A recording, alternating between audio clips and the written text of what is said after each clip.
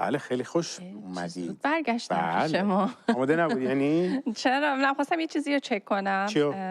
در مورد بحث اولمون گفتم برم سریع چیزی. یه سری اگه آپدیتی اومده حتما انجامش بدی. آره هم نه آخه ما قراره در مورد این دعوای مجازی ایلان ماسک و ترامپ صحبت کنیم. بعد داشتم واقعا مجازیه ها. نه خب دیگه ایلان ماسک از اون از دولت ترامپ اومد بیرون، بعد اختلافاتشون بعد از اون شروع شد و خب همچین خیلی مجازی هم نیست، به خاطر اینکه این اختلافایی که شروع شده 34 میلیارد دلار از دارایی خالص ایلان ماسک کم شده.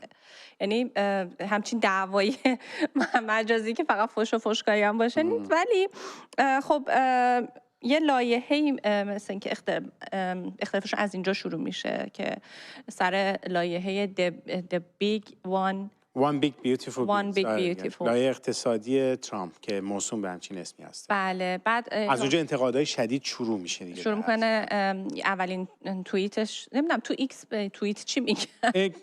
اینم من نمیدونم. آره اولین ایکس چی میگن؟ زد پست. به اسم پست. راست میگی پست شده اسمش. آره پست کرده که معذرت میخوام دیگه نمیتونم سکوت کنم و یه ذرم پیازداغش زیاد کرده و این شرم‌آوره و بده و فلانه و اینا و دیگه خب آقای ترامپ هم از اون طرف اومده رفته تو شبکه اجتماعی خودش اومده جوابشو داده و خلاصه اینا من داشتم این تایملاین این که اینا داشتن جواب همدیگر نگاه میکردن که مثلا ببینم در تاریخ‌های مختلف اینو دیدم، نه مثلا هر یه ساعت یه بار اینا این جواب اونو داده، این جواب اونو داده، این جواب اونو داده.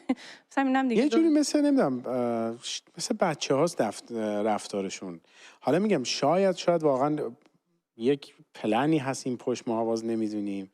دیدی هر چیزی رو میای فکر توته و اینا میاد تو ذهن. تئوری توته. آره ناخواسته آدم همچین فکری رو میکنه دیگه. نکنه یه وقت باز اینا دارن این کاری انجام میدن. ایلان ماسک گفته که دیگه بابا ما دیگه خسته شدیم، نمیشه که فقط همین دوتا حزب سیاسی باشه، ما باید به فکر یه حزب سومی هم باشیم برای کسایی مثل من که نمیخوان هیچ کنه. ببین ایلان وقتی که توییتر رو خرید اومد کلن همه چیشو گفت آزادی بیان رو باز تعریف کرد در اون پلتفرم اجتماعی. خب الان هم دیده که رفت توی سیاست که چون قبل از اینکه اختلافات پیش بیاد دیدیم که چقدر ترامپ ها حمایت کرد توی کمپینای تبلیغاتیش بود. همین چند وقت پیش با ترامپ رفتن به کشورهای حوزه خلیج فارس که سفر کردن و مثلا طرحهای بیزینسی و قراردادهای بزرگ و اینا، ولی مثل اینکه دیگه متوجه شد اهداف سیاسیش رو مثل اینکه نمیتونه دنبال کنه در این چه میگن در این گروهی که الان طرفدارش بود. دیدی بعضی موقع آدم‌ها خیلی به هم یه دفعه نزدیک میشن و بعدش 100% پیش بینی میکنه که میتونه اون اختلاف بینشون به وجود بیاد. تو دوستی‌ها میتونه این باشه. چون فکر می‌کنم دوتاشون بیزینسمن هستن و خب مثلا قرارداد مثلا طرفدار مثلا درآمد بالا و اینا هست. من فکر می‌کردم که اتفاقا این اتفاق براش یه موضوع دیگه که هستش خب به حال و باعث شد خیلی بیشتر سر و صدا هم بکنه، این قضیه پرونده جفری اپستون هستش دیگه. که آره دیگه جفری اپستون پرونده خب خیلی بزرگی داره برای قاچاق کودک و سکس و این چیزا و خب خیلی چیز بزرگ سالیان بوده که همه دنبالش بودن، پلیس دنبالش بوده، پای خیلی مستندهای زیادی ساخته شده و پای خیلی باز شده بوده به اون جزیره‌ای که این شخص داشته و میرفتن اونجا کارهایی که انجام میدادن. و یکی از توییت هایی که پست هایی که ایلان ماسک در پلتفرم خودش ایکس میذاره اینه که میگه آقا دیگه بذارید من بمب خبری اصلی رو بدم بیرون. دلیلی که اصلا و برای مدتی اصلا این لیست کامل مهمون‌ها و لیست اتفاقایی که افتاده اونجا هیچ وقت نیومده بیرون و میگم ایلان ماسک میادش میگه آقا اصلا دلیلی که اصلا این لیست هیچ وقت نمیاد بیرون به خاطر که این شخص آقای ترامپ در یکی از افرادی هستش که اصلا در اونجا بوده و یکی از دوستان اصلا که ایشون که مسلما دوستان آقای اپستین بوده و میگم اینجا برای نتیجه من این هر چیزی تو رو بازی نکن. نه هر کسی رو اجازه نده وارد خونت بشه. نه ایلان ماسک از اون دوستاییه که بعد از دوستی میاد راز دوستی رو فاش میکنه. خب این آدمایی که نباید بهشون اعتماد کنی. نه خب از اون ورم ببین خب به حال ایلان ماسک اینا قبلش میدونسته چرا با همچین آدمی اصلا همکاری کرده؟ به خاطر اینکه از اولش که و میدونست قضیه پوله. پس دلیل شما ببین بحث و پول اینو مطمئن باش اگه قبلش اینو یه نفر دیگه هم میگفت به خاطر اینکه میخواست اون موقع سر همین پول با ترامپ همکاری بکنه میومدن تازه قربانی نکوهی هم میکردن. ولی هیچ کس مثل ماسک الان که اومده به اختلاف خورده داره الان همون کارت دوباره داره بازی میکنه. ولی به نظر من توی این دعوا رئیس قدرتمندترین کشور دنیا برنده است. من جای ماسک بودم یه ذره فکر نمی‌کنم. من حالا میگم شاید، ولی من فکر میکنم که ماسک هم تیم خودشو داره، قدرت داره، سوشال میدیا دستش هستش، به همون نسبت ایلان ماسک میگه اصلا بدون من ترامپ هیچ وقت نمیتونست برنده این انتخابات بشه. یعنی هر کسی داره میگه که من آنم، همشون اینجوری تو این قسمت رفتن دیگه از لحاظ شخصیتی. و مثلا یا ترامپ داره میگه که آقا من اصلا تو فکر اینم که اون تسلایی که ماسک به من داده رو بفروشمشو بدم بره. ما رو مجبور میکرده ماشیناشو بخریم. آره دیگه، یعنی سر این قوانین خرید ماشین‌های الکترونیکی و الکترونیکی اونا هم بوده. و من خودم به شخصه واقعا فکر میکنم که میگم انقدر آدم تئوریای توطئه ناخواسته میاد تو ذهنش که شاید این هم یک بازی باشه، شاید یه اتفاق دیگه داره میفته. خیلی‌ها دارن میگن که اینا دارن، اون افرادی که بیت کوین باز هستن اینا میگن اینا دارن یه کاری انجام میدن که بعدن این هر دو تاشون هم طرف پولای دیجیتالیشون بره بالا.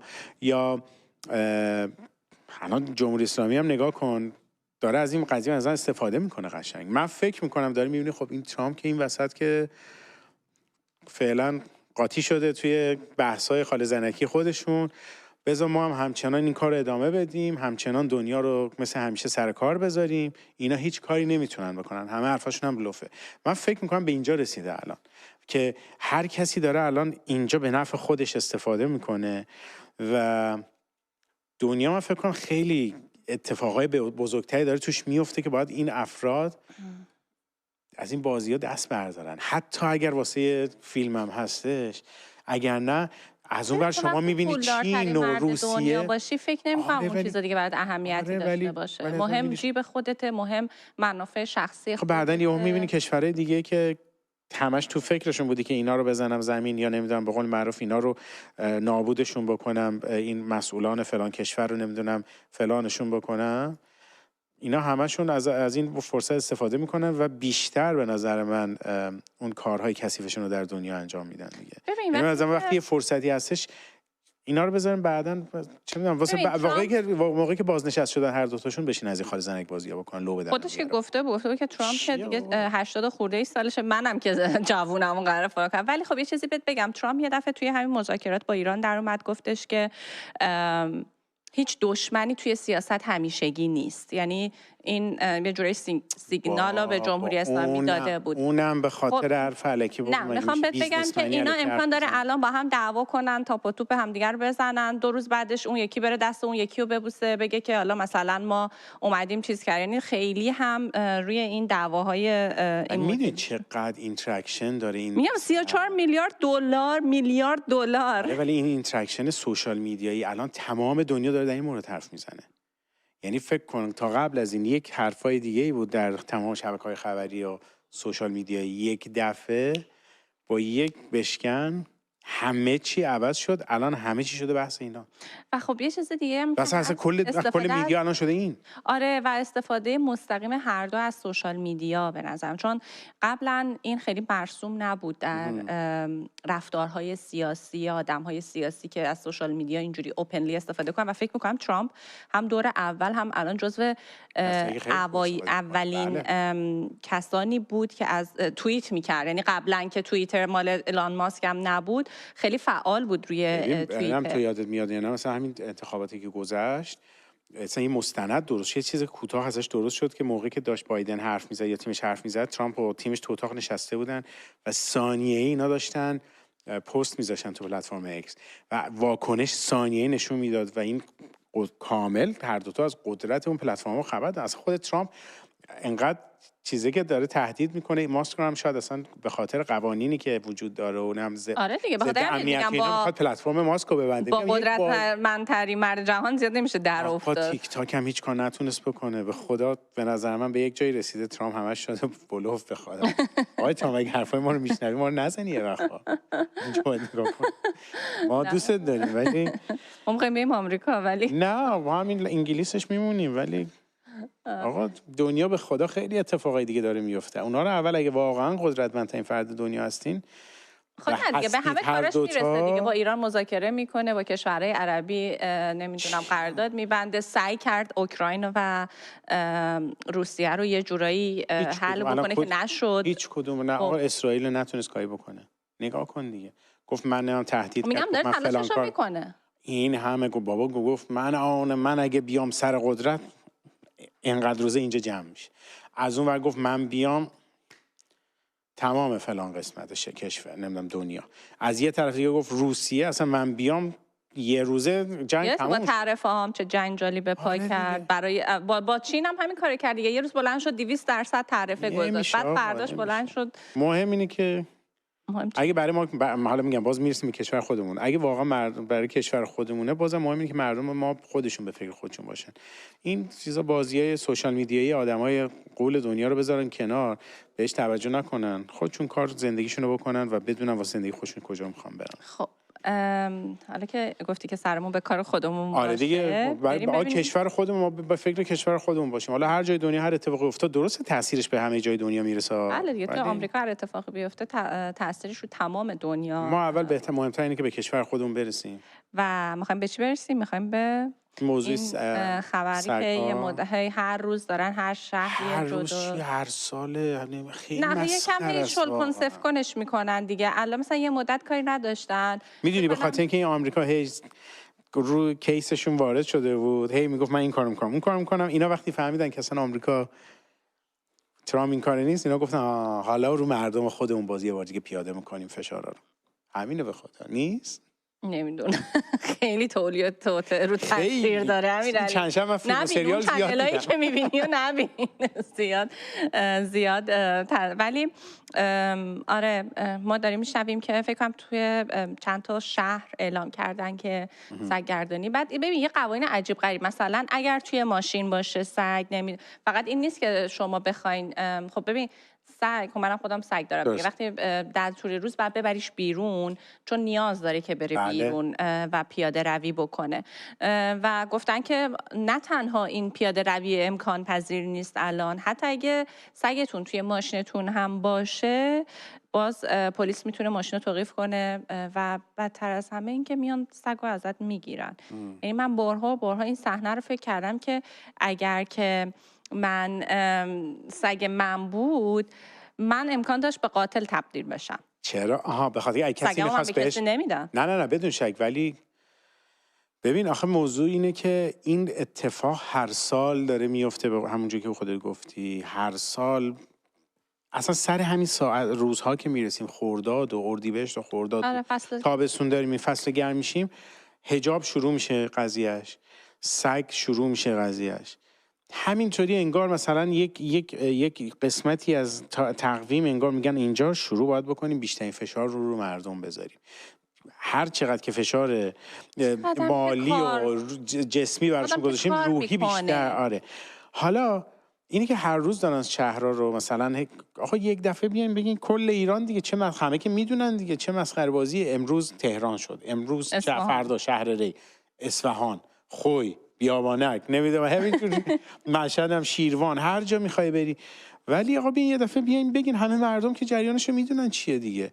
و حالا جالبیش اینه که این اتفاق در گذشته هم افتاده بود و ما یک کمپینی رو درست کرده بودیم همون موقع، به خاطر اینکه اینقدر حجم ویدیوها زیاد شد به سمت ما اومد برای گزارشگر ما که ما دیدیم باید یه کاری انجام بدیم و یک کمپین اون زمان درست شد به اسم سگ خانه نشین. و ما در فیسبوک یه چیزی اون موقع درست که میخوام فقط نگاه کنید، سالش رو نگاه کنید، 2019. در سال 2019 در آخرای دی ماه یا مثلا بگو بهمن، نه بهمن، بله بهمن ماه میشده، بهمن ماه سال 2019 همچین اتفاقی افتاد و حالا کامنت، یکی از کامنت ها، اتفاقا می‌خوام کامنت رو بخونید ببینید اینجا کامنت رو اگر بشه فول اسکرین شما مثلا نوشته که یعنی خوب سر تا کارتون گذاشتن. ببین یعنی این چیز توطئه هستش دیگه، یه چیزی اعلان میکنن از فرداش دوربینای موبایل میشه سوژه ها و میخوان فکرتون رو منحرف کنن. ببین این چیز ما ایرانی‌ها یه دور باطله دیدی، اصلا همین میخوام بگم تکرار انگار همه چی. این مال 2019 است، تازه فکر کن قبلا از این مدل، ولی 2019 خیلی بیشتر این بزرگ شد قضیهش. ولی حرف سر هر چیزی. ببین ما پنجشنبه یه پستی گذاشتیم روی سوشال میدیای من و تو که می‌خوایم در مورد این موضوع صحبت کنیم. میتونم بگم 100 تا کامنت اومد که آره حالا ما هیچ مشکلی نداریم، شما می‌خوایم فلان بکنیم. رابطه آیا باید جیبمون یکی باشه با پارتنرمون یا نه؟ همه عین همین کامنته میتونم بگم بالای 100 تا زیر اون پسته. یا نگاه کن نوشته بهتر نیست اول حق و حقوق خودتو بگیری بعد مال سگت رو. این کامنت مربوط به 6 سال پیشه و حالا شما بعد ما کمپین همین رو خب ادامه دادیم، ویدیوهایی برامون اومد در یوتیوب من و تو و یوتیوب گزارشگر. ویدیوها اگر تشریف ببرید اونجا در یوتیوب گزارشگر، شما اونجا میتونید ویدیوها رو هم تماشا کنید، ببینید که اصلا این موضوع یک شبه نبوده، موضوعی که هی هر دفعه به وجود میاد. تاریخ‌ها رو حالا این خطر من کشیدم که فقط لحاظ تاریخ و اینا شما ببینید، همشون مربوط به 6 سال پیش 4 سال پیشه. و اینکه این اتفاقیه که همینطور داره میفته و ما هممون سکوتیم یا میایم نهایت اعتراضمون رو برمیگردونیم به همین سوشال میدیا، یا اینکه حالا اگه قراره توی خیابونی جایی هم اعتراض بکنیم ناراحت مثلا میگیم نه یه وقت نکنه، یه وقت بیان سگمو بگیرن، نمیدونم، میدونی چیزهای مختلف هستش. و ما از شما میخوایم یک بار دیگه این کمپین رو بیاین راه بندازیم با هم دیگه و بیایم سگ خانه نشین رو برای همدیگه و مردم خودمون یه بار دیگه نشون بدیم کمپینشو. و بیاید شما حرفتون رو بزنید، به گزارشگر من و تو ویدیوهاتون رو بفرستید، چون این پلتفرم میتونه به شما کمک بکنه که صدای شما یک بار دیگه بشه در این موضوع خاص. و فشار رسانه‌ای مسلماً میتونه تاثیر داشته باشه. اصلا اون زمان هم وقتی که ما همچین چیزی رو شروع کردیم، یک سری از وبسایت‌های داخلی و حتی برنامه‌های به قول معروف بسیار لوس خودشون اومدن اینو مسخره کردن. آی باز ببین شبکه لندن نشین، معاند نشین شروع کرده نگران سگ‌های سرزمین. میدونی یعنی یک چیزی، ولی این دغدغه جامعه بود، دغدغه افرادی بود که خودشون دارن از این موضوع به حال ضربه میخورن. خانواده‌هایی هستن که خودت تو داری میگی احساس مثل بچه برات میمونه دیگه. همه همینن. من مثلا خودم مادر پدرم خواهرام اینا همه مثلا خودشون حیوان خانگی دارن و وقتی من صحبت باشون دارم میکنم یک جوری درباره این موجود حرف میزنن که انگار نوه‌شونه یا بچه‌شونه، یک جوری به اینا رسیدگی میشه. خب در تمام خونه ها همینه و هم میگم خب و نگرانشه نکنه اگه من ببرمش بیرون، همون بیرون که فقط دم خونه ببرمش، نکنه یکی بیاد بگیره اتفاقی براش بیفته، من چی کار میخوام بکنم؟ و قانونی هم واقعا من میگم خیلی دوست دارم اینو از طرف، کاش میشه از طرف افرادی که کارشناس این موضوع هستن، حالا مثلا وکیل هستن، افرادی هستن که میتونن به ما کمک بکنن تو این قضیه، به ما زنگ بزنید یا به ما پیام بدید روی اینستاگراممون، اینستاگرام شخصی من شیدا یا اینستاگرام خود من و تو، یا به من و تو ایمیل بزنید و شما بیایید به ما بگین که چه راههایی وجود داره، چون تو قانون من بعید میدونم همچین موضوعی باشه. یعنی بعد یه سوالی دیگه هستن همینطوری الان یادم اومد تو ذهنم، آقا مگر در کتاب مقدس صحبتش نشده که میگن همیشه حالا کتاب مقدس هر جای دیگه، قرآن، مگه صحبتش نشده که آقا میگن اماما و پیامبر اینا به سگم غذا میدادن، مراقبش بوده، یه چیزی میگفتن نه؟ حدیث بود یا بالا من وارد نیستم ولی یه چیزی یادم الان فکر نمی‌کنم چیزی مستقیمی در این باره توی قرآن باشه، ولی یه چیزی میگفتن دیگه. ولی خب من اون چیزی که حالا توی ایران میدونم، حالا نمیدونم که توی قرآن هست یا نه که فکر نمی‌کنم باشه، اینه که میگن اگر مثلا یه سگ توی خونه باشه 7 خونه اینورتر و اونورترش نماز نداره. آها من اینو مشکل داشتم. تا من بچه که بودم ما یه سگی داشتیم، یه جلو سگی رو داشتیم، بقول بچه بود هنوز و ما تو خونه‌مون و بعد طبقه بالای خونه ما گفتم ما نماز میخونیم. آها اینو میخوام بگم، این خانواده محترم افرادی بودن که خب همینطور میگم مقید بودن و این سگم خب بچه بود، بازی میکرد، سر صدا میکرد و من هیچ وقت این صحنه یادم نمیره. و این شخص خودش یک آدمی بود که یکی از دکترهای بسیار معروف شهر بود و ایشون یک بار برداشتن به پدر من زنگ زدن که آقای خراسانی مثلا آره درست این کار کردین برای بچه‌ها، حالا برای خودتون است، ولی میدونید الان 7 خونه اینور 7 خونه اونور، ما فلان نمازمون علم میشه. که پدر من گفتن که اصلا از شما بعیده آقای دکتر که همچین حرفی رو میزنید در این روزگار.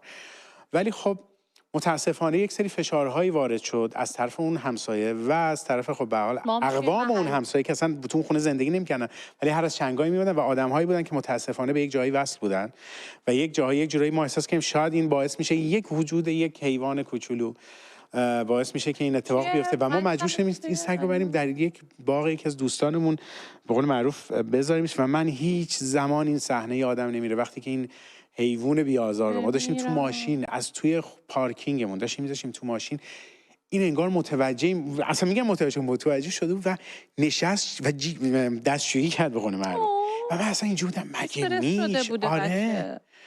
و هیچ وقت این صحنه یادم نمیره و هیچ وقت اون حرف این آقا در اون بچگی خودم یادم نمیره و امیدوار هستم که هر جای دنیا که هستید شما الان اگه به این موضوع نگاه میکنید مطمئنا خودتون متوجه میشین که نادم و پشیمان باشید. امیدوارم، چون این تفکرات واقعا هر چقدر ما با این خرافات زندگی بکنیم اینجوری شد. یعنی همچین اتفاقی پیش اومد. یکی از همسایه هامون سگ داشتن با اینکه خونه بزرگی داشتن، حیاط داشتن، یعنی آپارتمانی هم نبود اون خونه، ولی یه همسایه خیلی مومن داشتیم که من چشم آره میگم اصلا با تمام اصلا میگم احترامه، ولی میگم یه سری تفکرات اونا باعث شدن که سگشون رو متاسفانه از اونجا ببرن به همین دلیل که ما نماز میخونیم. آره. ولی یه چیزی من بهتون بگم که ما ایرانیان جزو اولین مردمانی بودیم که سگ‌ها رو اهلی کردیم و در چوپونی و گله‌داری ازشون استفاده کردیم. یعنی این که میگن خیلی‌ها میگن نه این فرهنگ ما نیست، فرهنگ غربیه. نه اصلا اینجوری نیست. اینا یه فشاریه که جمهوری اسلامی به نظر من آورده به خاطر اینکه ما قبل از انقلاب خود محمد رضا شاه پهلوی سگ داشتن، توی عکساشون هست و فکر کنین ما توی یه همچین دوره اگه زندگی نمی‌کردیم الان شاید این معضلا هم نداشت. یک موضوعی خدای نکرده اتفاقی در اون کشور اگه بیفته که بارها شده اتفاقهای ناگواری افتاده، زلزله، سیل، نم چی اولین کسی که ما ازش کمک میگیریم چیه؟ سگا. چرا داریم ازش کمک میگیریم؟ پس اگه نجسه اینجا هم نباید بهش دست بزنید دیگه، ولی اولین جایی که دارین ازش کمک میگیرید پس این دوست انسانه.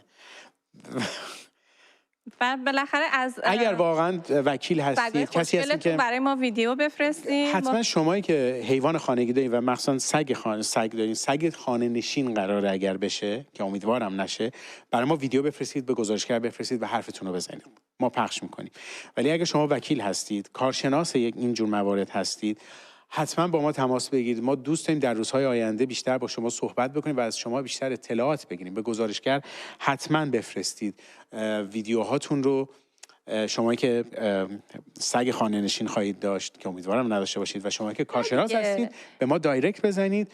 ما خیلی دوست داریم با شما صحبت کنیم و دوست داریم بحث رو بیشتر بزرگش کنیم که بتونیم با همدیگه به یک نتیجه برسیم و راهکار براش داشته باشیم. چون در قانون من فکر نمی‌کنم همچین موضوعی وجود داشته باشه که بخواد قانون تو سرت بزنن. زور وجود داره، زور در جمهوری اسلامی همیشه وجود داره، ولی چیزی که بخواد قانونی باشه بعید می‌دونم.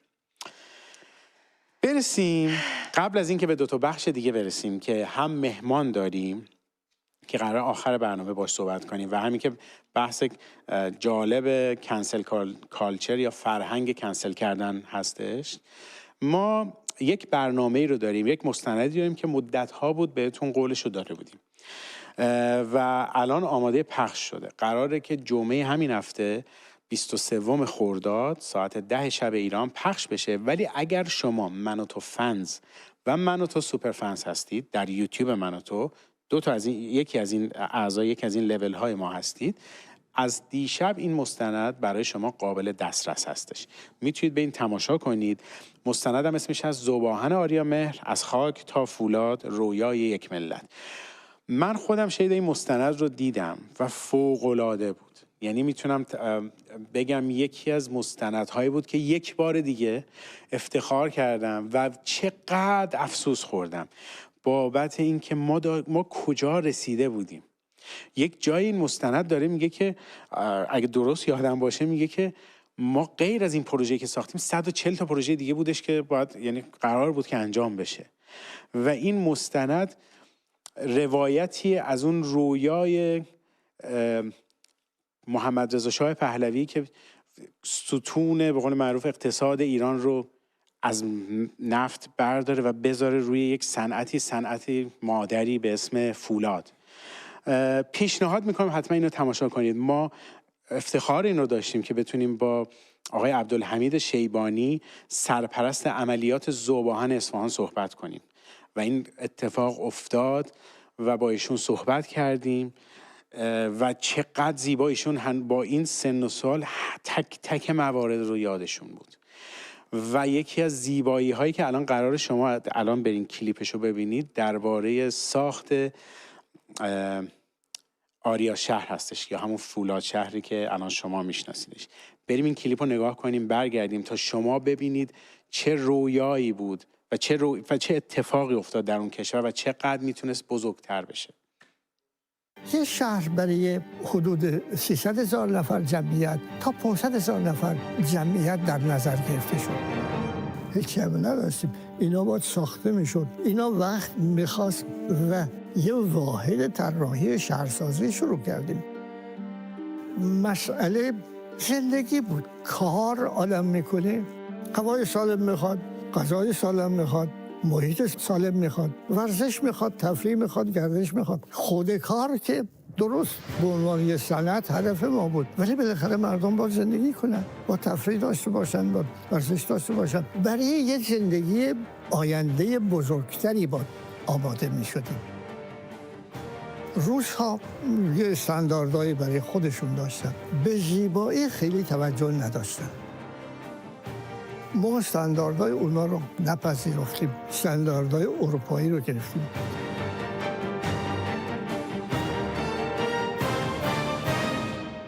اسم شهرتون چی بود؟ آریا شهر.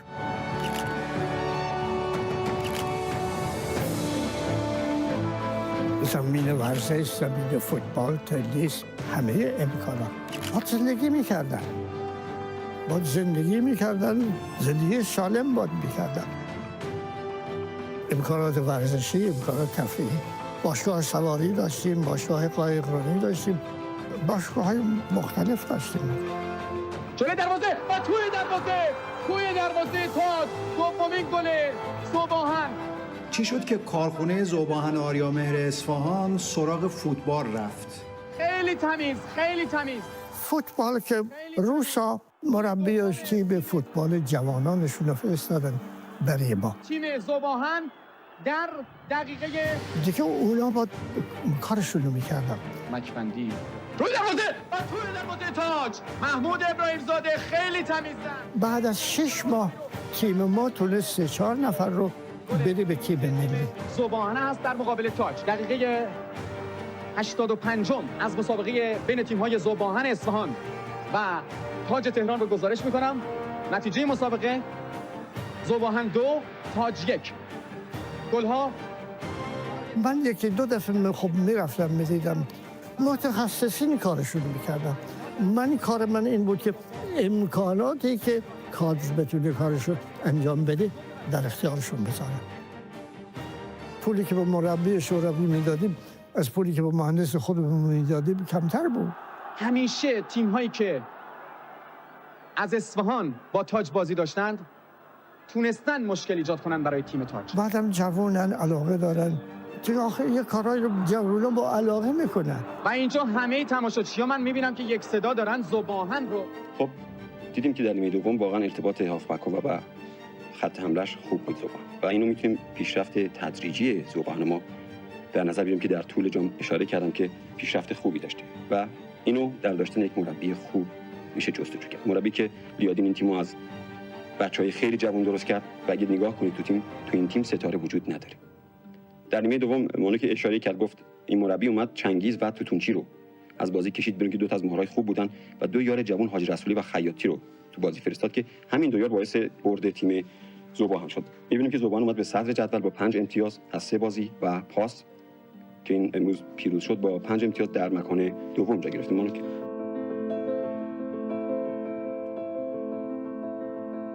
بعد از انقلاب اونایی که بیرون کرده بودن همه بهترین کارهای بعدی رو انجام دادن. از ذوباهن هر کس آمده آلمان همه کار خوب دارن. تا جایی که من می‌بینم ذوباهن یه مدرسه بزرگی شد. رئیس دفتر طراحی در طراحی 40 کارخونه دیگه شرکت داشته. روز اولی که آمده بیه اصلا انتظار نداشتم که چنین کاری جلو بذارم. این بعد طراح 40 تا کارخونه صنعتی دیگه است. هممون داشتیم کار یاد می‌گرفتیم.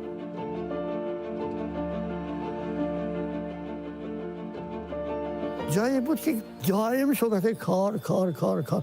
کسی فرصت این که از کارشون خالی کنه نبود. حمایت شاهنشاه رو که داشتیم دستمون آزاد بود که فکر کنیم و در کاری که میکنیم موفق بشیم. بله حتما این مستند رو تماشا کنید. وای دارم به این فکر میکنم که اگر این اتفاق انقلاب 57 اتفاق نمیافتاد ما الان کجا بودیم؟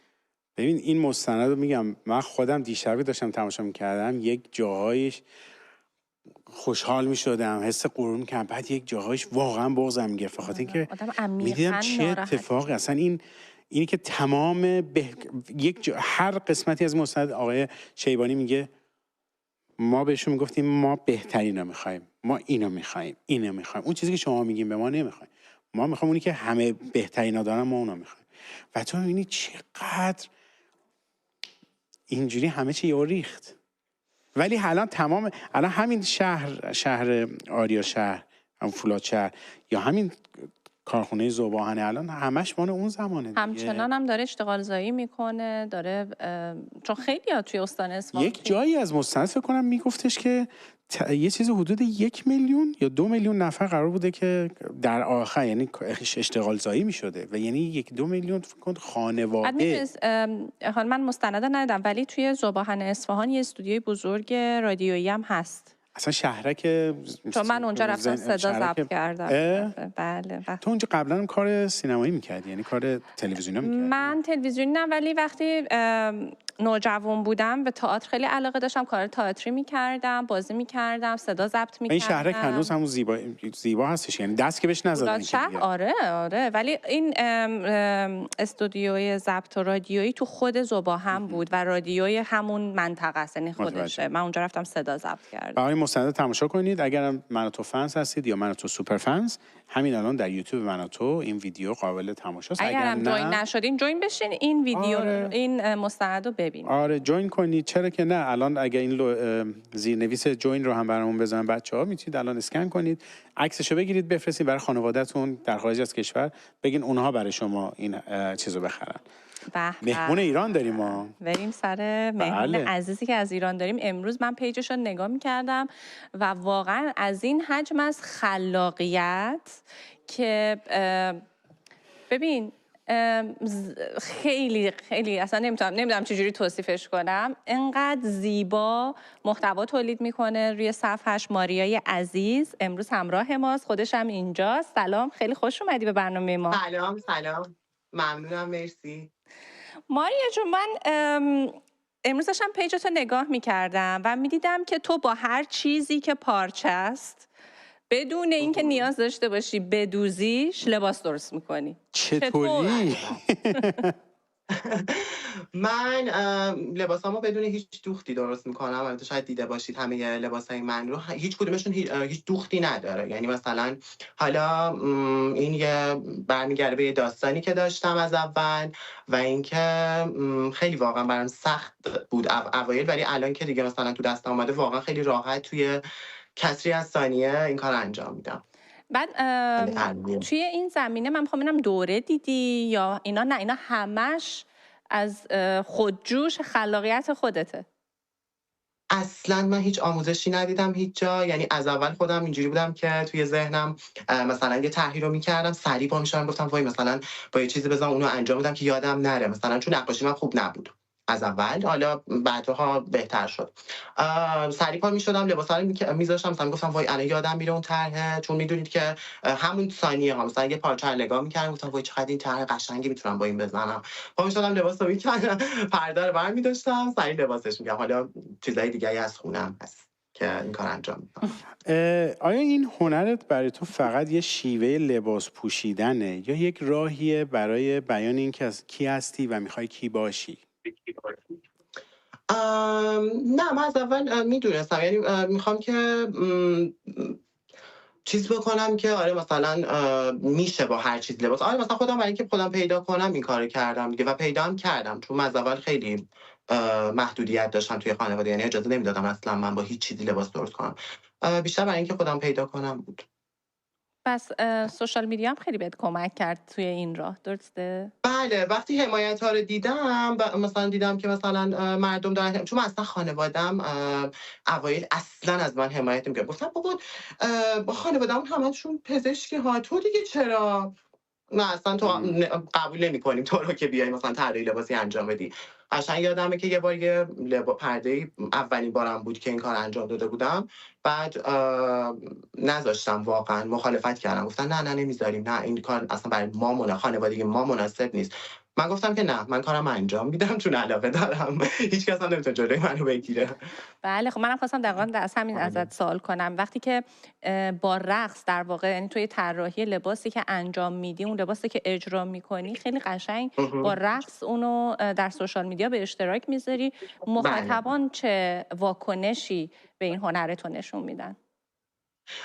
واکنش‌های خیلی، ببین واکنش‌هاشون خیلی خوب بود که من تصمیم گرفتم که ادامه بدم، چون واقعا اگه اونا نبودن واقعا نمیتونستم ادامه بدم، چون هم خانواده‌مون با مشکل داشتن و اینکه خانواده وقتی دیدن که مثلا مردم من رو حالا توی فضای مجازی میبینن، چیزای مثبتی به من میگن، مثلا میگن وای چقدر خوبه مثلا اینا، بعد خانواده هم با این قضیه یواش یواش اوکی شدن و اینکه گفتن که اوکیه، ما هم اجازه میدیم که تو این کار انجام بدی، چون واقعا محبوب مردم شدی. تو همینجوری که داری میگی که اولش خب به حال خانواده، یعنی حمایت خانواده و اطرافیانتو نداشتی، ولی الان به خاطر سوشال میدیا و قدرتی که سوشال میدیا داره باعث شده که اونها هم تفکرشون متفاوت شه و تو رو حمایتت بکنن. خب تو این راه بیشترین پس سختی که کشیدی سر همین موضوع بوده یا نه چیزهای دیگه هم بوده که اذیتت بکنه تو این راه یا مشکل ساز بشه و یه مقداری بعضی موقع شاید به این فکر کنی که چرا اصلا دارم این کارو انجام میدم؟ من بیشتر فامیلام بود که برام مشکل ساز بودن، میگفتن که خب نکن این کارو، به من میگفتن. بعد من بهشون، خانواده‌ام به خاطر یادم یه لباس طراحی کرده بودم، پستش کرده بودم که همین فامیلا این کار انجام دادن و با خودم میگم که خب میتونم دیگه، یه روز میرسم به این چیزی که میخوام و اینکه آره.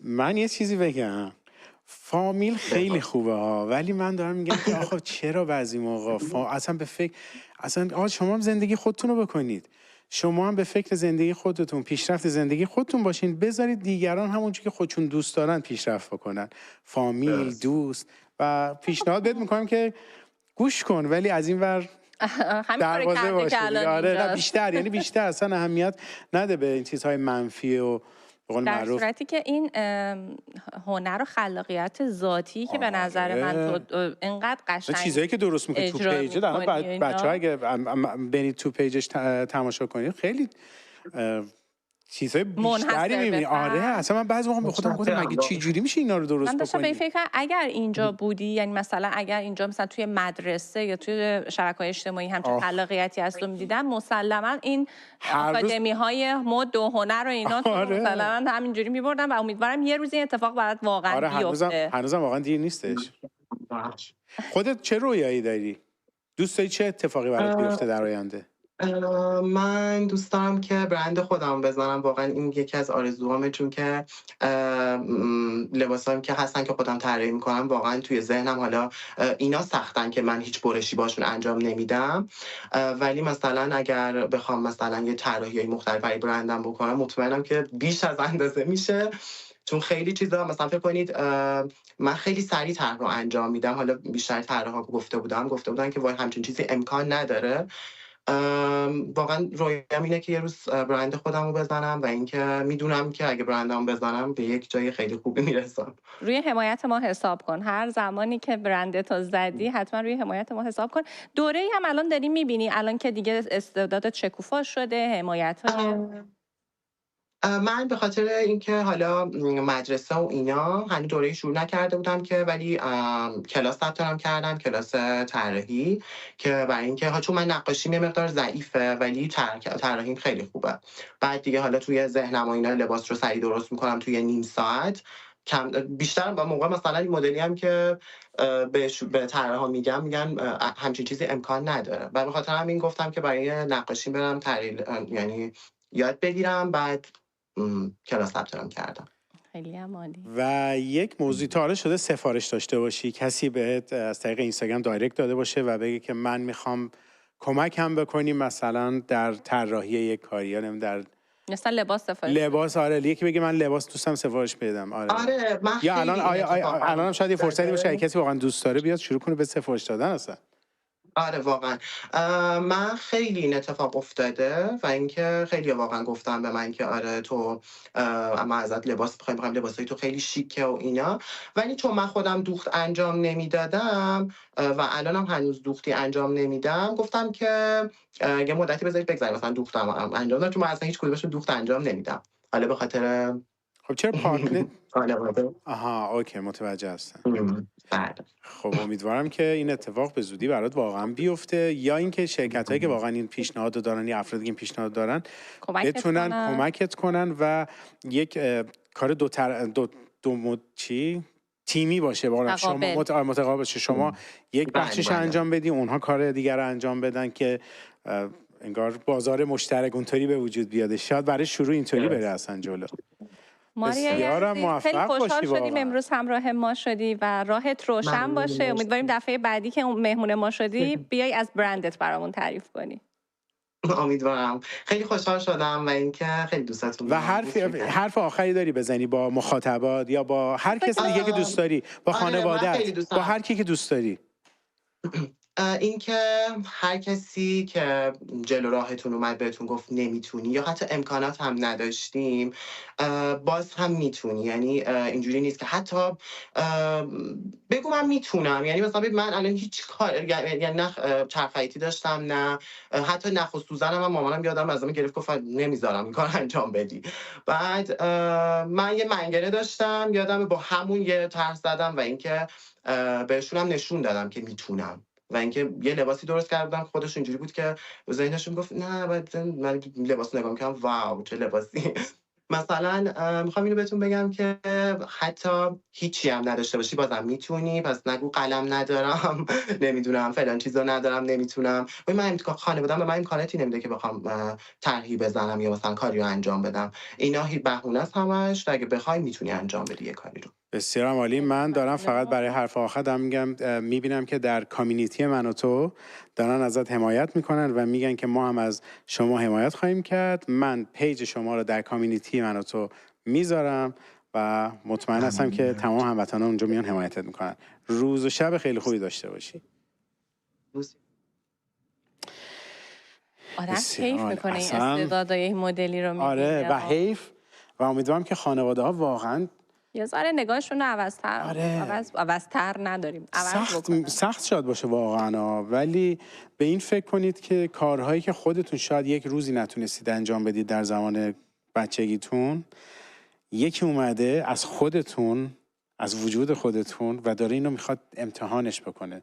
راه رو براش فراهم کنید. متاسفانه ببین همچنان این بحث جایگاه مثلا چه میدونم دکتر بودن و مهندس بودن و فلان، مثلا ماریا ازم اشاره کرد ما همه خانواده‌مون دکتر بودن، گفتن در شأن ما نیست اینا، در صورتی که یه طراح لباس به کسی که مدل ماریا خلاقیت داره هیچ چیزی کم از یه دکتر نداره، ولو اینکه بتونه درآمد حتی بیشتری هم داشته باشه. اصلا به اون شما الان نگاه کن، توی جامعه، تو هر جامعه‌ای جامعه رو داره فقط دکتر مهندسا میچرخونن، یا شما کسی کار غذا داره میکنه هم هست، کاری که کسی که داره خدمات به شما ارائه میده هم هست. من میدونم، یعنی وقتی به این برسیم که یک جامعه متشکل شده از افراد مختلف. آقا منی هم که اینجا نشستم الان دارم یه چیزی رو برای شما میخونم، منم قسمتی از اون جامعه هستم، منم دارم یه چیزی رو ارائه میدم، الان تلاشم البته میکنم. اگه بخوای ولی امیرعلی میشه. بله. خب امیرعلی بریم سر بحث آخرمون که اونم کنسل کالچره، که برای کسایی که شاید این ندونن این یعنی چون یه چند روزی هست به خاطر اتفاقایی که در شبکه‌های اجتماعی افتاده این بحث پیش اومده.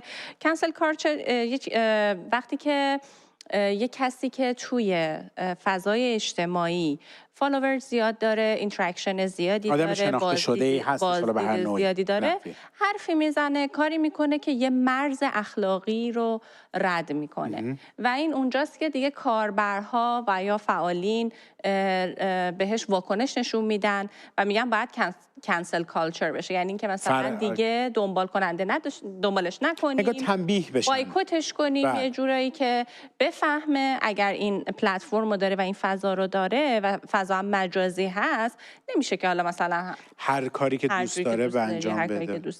و این اتفاق اینجا در خارج از ایران هم میفته بارها برای خیلی از مجری‌ها. اصلا همین دو تا برادرهایی که مسلما خیلی هم جنجالی هستن، حرفای زن ستیزانه‌ای میزنن، اسمشون الان اسم کلا نمیخوام بیارم من الان تو این شرایط، واقعا میگم اگه قرار باشه اسم بیارم باید اسم همه آدم‌ها رو بعد این وسط من بیارم، ولی پرونده‌های حقوقی دارن اصلا. و یک اتفاقی اینجا افتاد که آقا ما باید این افراد رو شروع کنیم کنسلشون بکنیم، ولی کنسل که نشدن هیچ، طرفداراشون هم بیشتر شد، کامنت های بیشتر گرفتن. حالا بعضیا دارن میگن که شاید این طرفدارها فیکن، شاید یا نه آدم‌هایی هستن که اتفاقا بر حسب فضولی بیشتر یا بحثی که بخوام بدونن اصلا چه اتفاقی افتاده میان طرفو فالو میکنن، کامنت بیشتر براش میدن، حالا حتی شده اون خشمشون رو بخوان اجرا بکنن در همون کامنت ها و این باعث میشه که اون فرد بیشتر دیده بشه، پستاش بیشتر بیاد بالا. و میگم یک موضوعی که هستش که این وسط ما هم خیلی داریم بهش دست و پنجه نرم می‌کنیم این چند روزه و حتی مدت‌های مدیده، یعنی من از زمانی که یادم میادش همیشه این بوده تا یکی حرفی رو میزد، بدون شک حرف بسیار بعدی هم میزنن بعضیاشون، اینا رو شروع میکنیم کنسل کردن، ولی به این فکر نمی کنیم که اصلا چی شد این افراد ما بزرگش کردیم. میدونی یعنی میفهمم بعضی از این افراد یه حرفایی رو میان میزنن که مثلا میگم بچه جوون خوشش بیاد، یا حتی شاید منم بشینم نگاه کنم بگم این که حرفش اوکیه، بخندم از رفتارش، از کلماتی که استفاده میکنه در اون برهه زمانی، ولی من یهو در همون لحظه اگر یه حرفی رو بزنه که برخلاف جامعه هم باشه، یه حرفی بزنه که بسیار اشتباه باشه، من یه دفعه منی که این کار میکنم یهو میام میگم آی فلان، بعد میام توی اینستاگرام توی جای دیگه شروع میکنم پست کردن، من دارم چک میکنم میبینم که مثلا 10 نفر از دوستای منم دارن این شخص رو فالو میکنن. اگه شما دوست من نیستین و شروع میکنیم به همدیگه ارد دادن که یا باید این رو آن فالو کنید یا اینکه از پیج من برین بیرون. و من یه جوری ببین حالا بذار من این چیزی بگم. اولا هر کسی اختیار پیج خودش رو داره. من میتونم اینو انتخاب بکنم که کسایی که مثلا فلانی فالو میکنن من دوست ندارم توی پیجم باشن. چی میگن 4 دیواری اختیاری. آره ولی نمیتونی ولی نمیتونی به نظر من، حالا میگم شاید اینجا نظرمون که مخالف هم باشه، ولی نمیتونیم به هم دیگه بیایم بگیم چون تو داری این شخص رو دنبال میکنی من دیگه نمیخوام باهات دوست باشم یا من چرا میتونم؟ خب الان به وجود داره میاد دیگه. آها نمیخوای دوست باشی. من میگم هر کسی این حتی اگه دوست صمیمیت باشه.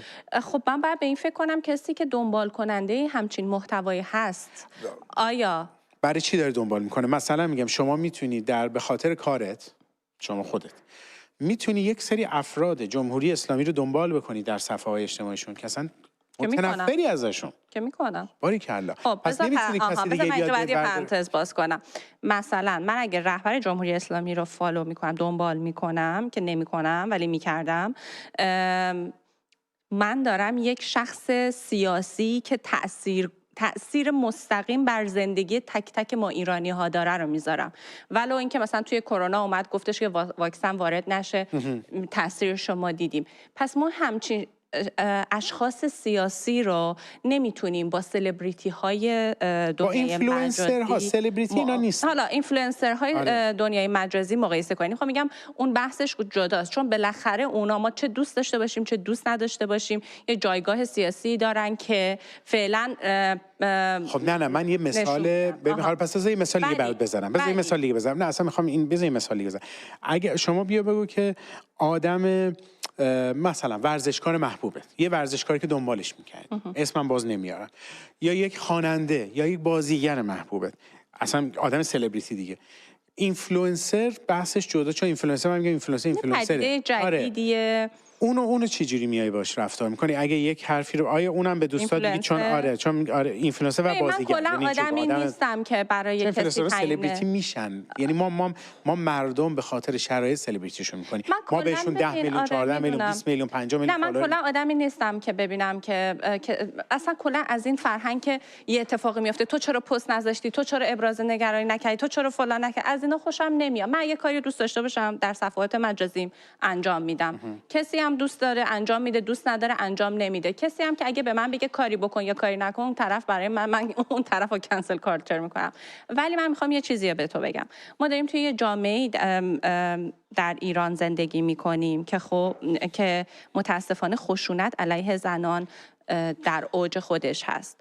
در همین چند ماه اولیه، یعنی 3 ماه اولیه سال، ما داریم تقریبا هر روز میبینیم یک زن به دلایل ناموسی و به خاطر زن بودن داره کشته میشه. پس حساسیت‌های این شکلی در جامعه ما خیلی بالاست و صحبت کردن از چیزهایی که این حساسیت رو ببره بالا میتونه خطر ایجاد کنه. یه وقت اشتباه برداشت نکنید. من طرفداری نمی‌کنم از این موضوع. نه من دارم کلی صحبت می‌کنم. من میخوام بگم که وقتی کسی که اینفلوئنسره و اونقدر دنبال کننده داره و اونقدر یه تأثیری خواهد گذاشت، این بار مسئولیت روی دوش اون شخصه که توی این جامعه امکان داره یک نفر بیاد به حرف تو گوش بکنه و باعث بشه جان یک نفر رو بگیره، به یک نفر تجاوز بکنه، خشونت علیه کسی بکنه. پس این بارش رو دوش توئه که اگر که چیز نکنی، اگر که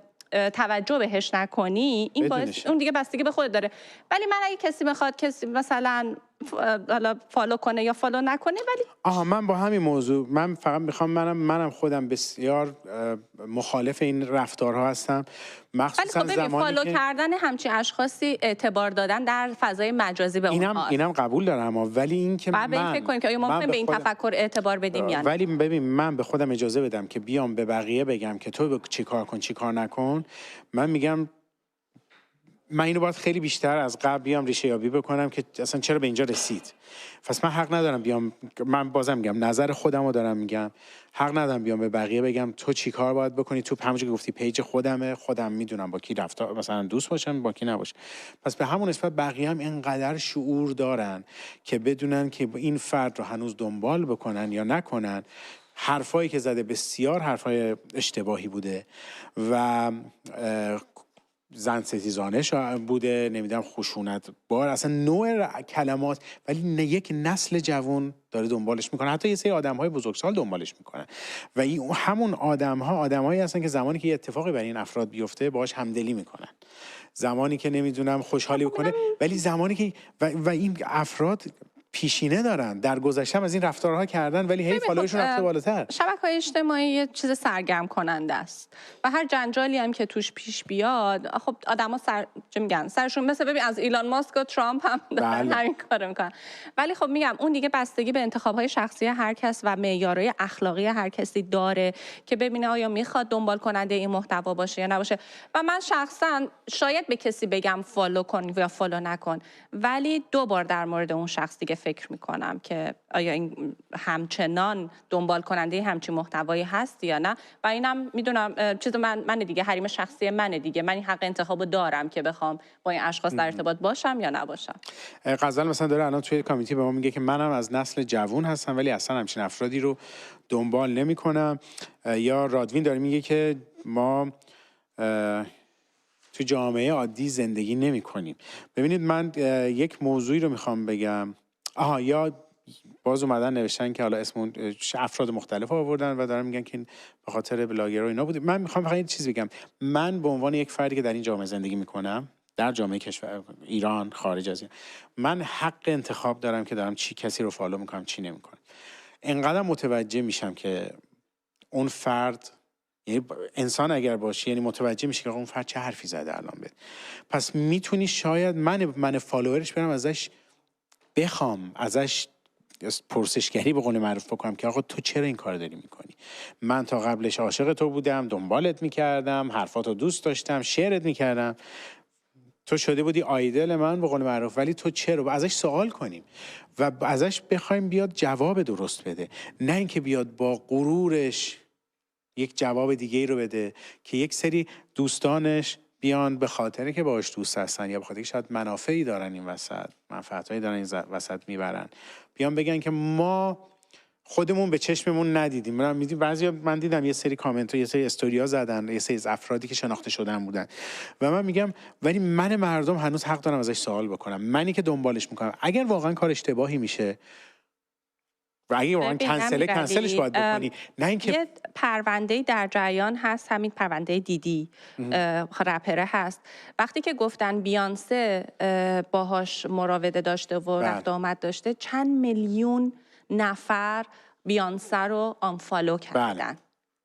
خب من همین میگم اگر به خود اون آدم اینو باید بگیم اگر ما ارزش اخلاقی رو دنبال میکنیم باید بدونیم که ما به این آدم ها اعتبار میدیم و میتونیم این اعتبار اینجوری ازش بگیریم. حرف منم همینه. اینفلوئنسر با سلبریتی فرق میکنه. اینفلوئنسر رو من اینفلوئنسر همون دیگه به خاطر حالا کانتنتی که و اینفلوئنسر نیاز داره به اون فالوور. باریکلا. پس من میگم من اجازه بدید اعتبارش از فالووراش میگیره. پس اجازه من خودم به عنوان آدم این کارو انجام بدم. ولی اگه شما بیای از دور به من هی بگی، خب نه از دور هی به عنوان دوستم بیای بگی اگه این کار نکنی دیگه تو پیج من نباش، تو هم جزو اون آدم‌های کثیفه، چون واژه‌ها اینجوری من اینو نمیگم، راحت بلاک میکنم. کسی هم پیج خودم 4 دیواری اختیاری. درست. بس شما تو کامنت ها به ما بگید. شما اگر دارین برنامه رو زنده هم تماشا میکنید بیاین در سوشال میدیا به ما اینو توضیح بدید، بگین که شما چی فکر میکنید. کنسل کالچر باید چطوری اتفاق بیفته در جامعه ما. همش هم اینو نگیم بگیم که ما در جامعه عجیبی زندگی میکنیم. نه، این جامعه عجیب رو من و شما میسازیمش. همش نیاییم بگیم چون تقصیر این نه. درسته یک سریش اتفاقا میفته که اصلا باعث شده ما نابود شیم، شکی نیست، ولی آقا ما خودمونیم دیگه. خونه خودمونه که جامعه‌مونه که خودمون میتونیم از تو خونه بسازیم یه چیزی رو. خیلی ممنون آقای امیرعلی امروز همراه ما بودین و باطل من اگه بیارید میریم. الان تموم شد دیگه، آخرش تموم شد. علی و تینا اون طرف منتظرمونه. ما الان میریم یه ساعت کوتاه میکنیم. مرسی امروز همراه من بودی. تا فردا. بله. فردا اینجا ها؟ امیدوارم. نمیدونم. فعلا.